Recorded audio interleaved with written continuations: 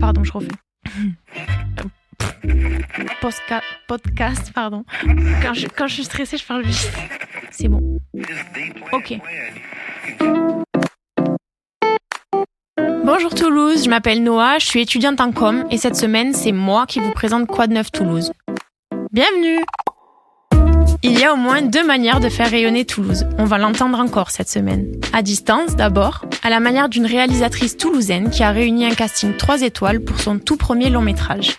Au cœur de la ville, ensuite, avec un journaliste qui connaît bien Toulouse, qui la raconte comme personne, dans un magazine pas comme les autres.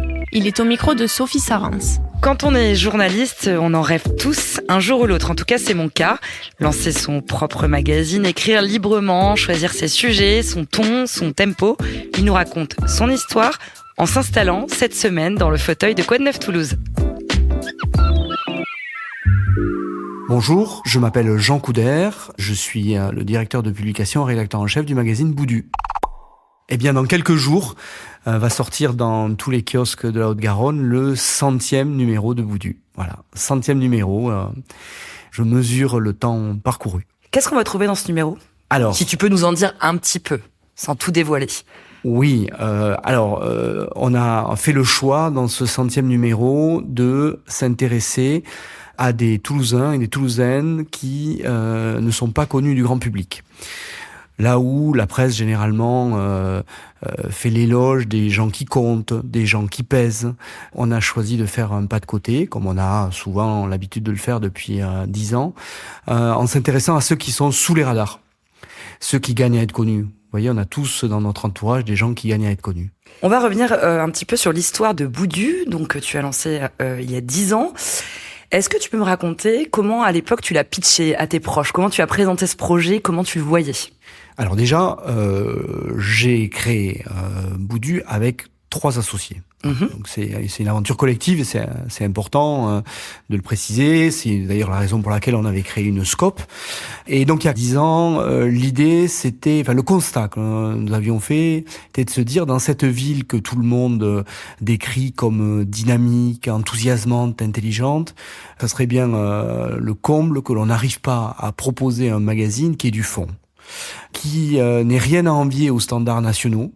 On se disait, c'est pas parce qu'on vit en province qu'on est condamné à faire de la presse de moins bonne qualité que la presse nationale.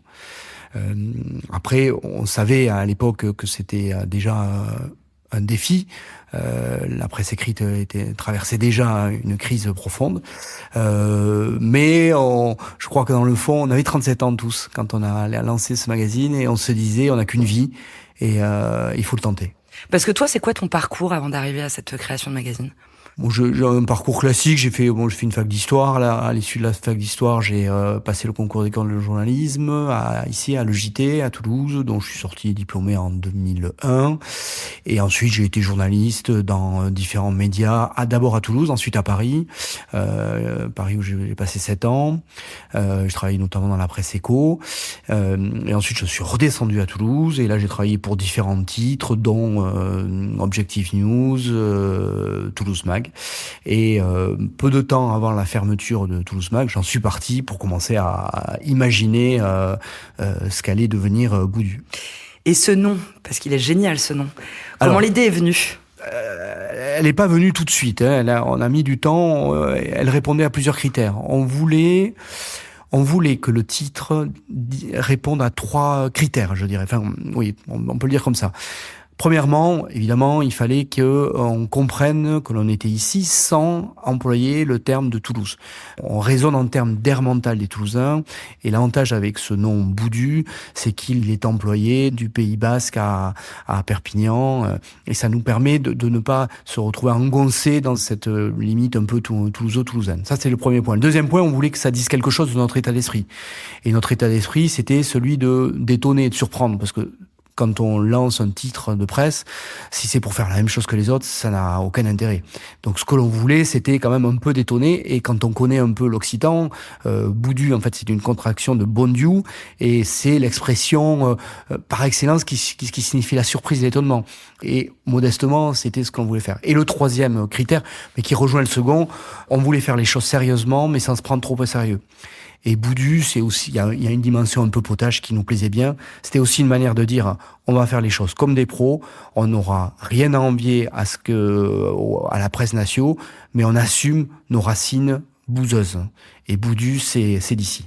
Et dans 10 ans, si tu te projettes, Boudu sera où ? Alors, je souhaite à Boudu d'être là parce que ça signifiera, je pense qu'à chaque fois qu'un titre de presse ferme, c'est triste. C'est triste parce que je crois qu'on se rend pas bien compte de l'importance de la presse dans le bon fonctionnement d'une démocratie. C'est un discours un peu de vieux con, j'en ai conscience, mais non, quand on est d'accord. Quand on connaît l'histoire, quand on s'intéresse à l'histoire, on sait à quel point la presse permet d'éviter certaines dérives. Et je crois qu'aujourd'hui, on est bien placé pour le savoir. Il suffit de regarder ce qui se passe outre-Atlantique pour s'en rendre compte. Donc, j'espère premièrement que Boudu existera toujours, et j'espère qu'il sera, alors, peut-être avec moi à sa tête, peut-être avec un autre. Ce que je lui souhaite, c'est qu'il soit toujours un magazine de société. C'est-à-dire qu'il essaie toujours de capter les courants de l'époque, et qu'il essaie toujours d'analyser. En d'autres termes, qu'il se mette continuellement à la page. Parce que c'est, je crois, la caractéristique d'un magazine de société, c'est d'essayer de comprendre la société dans laquelle il vit. On va passer à l'interview express. Tu es prêt ? Toulouse, pour toi, c'est quoi ? La ville de ma naissance, la ville de ma jeunesse. Un mot pour décrire les Toulousaines et les Toulousains. Déroutant. Ton quartier préféré à Toulouse ? Le quartier des Minimes. Une terrasse pour boire un verre le soir après une partie de basket. Les Tilleuls. L'interview que tu as préféré faire dans ces 10 dernières années pour Boudu. L'interview de Pascal Rogero, qui est un professeur de l'université Toulouse-Capitole, et qui est le fondateur de l'université populaire Edgar Morin, qui a ouvert ses portes l'année dernière. Si tu devais garder une de Boudu, ce serait laquelle ? C'est la première, je crois. C'est la première. Tu peux nous la décrire, moi je m'en rappelle. Avec Omar Hassan, donc qui est un ancien pilier du Stade Toulousain et que l'on avait habillé en baryton, puisqu'il est également baryton. Bon, depuis, tout le monde connaît Omar Hassan, tout le monde sait qu'il chante, mais à l'époque, ça se savait pas trop, et donc elle était impactante. Puis elle a marqué les esprits, donc c'était la première. Donc oui, je dirais celle-là. Il y en a d'autres, mais je dirais celle-là. Oui.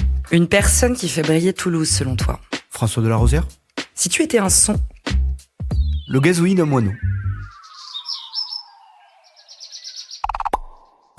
On parle cinéma à présent avec un film de science-fiction réalisé par la Toulousaine Fleur Fortuné. Baptisé The Assessment ou l'évaluation pour le titre français, il vient de sortir sur la plateforme Prime Video. Adrien Chevrier.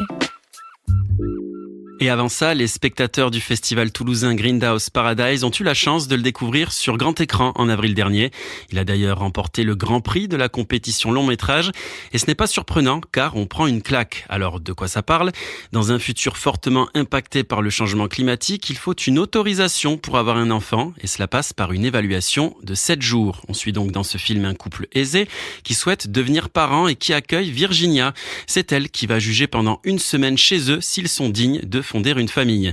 Dérangeant, oppressant et visuellement magnifique avec son décor minéral inquiétant, The Assessment captive de la première à la dernière minute en abordant des thématiques passionnantes de manière subtile. Tout ça porté par un casting incroyable dont Alicia Vikander et Elisabeth Olsen.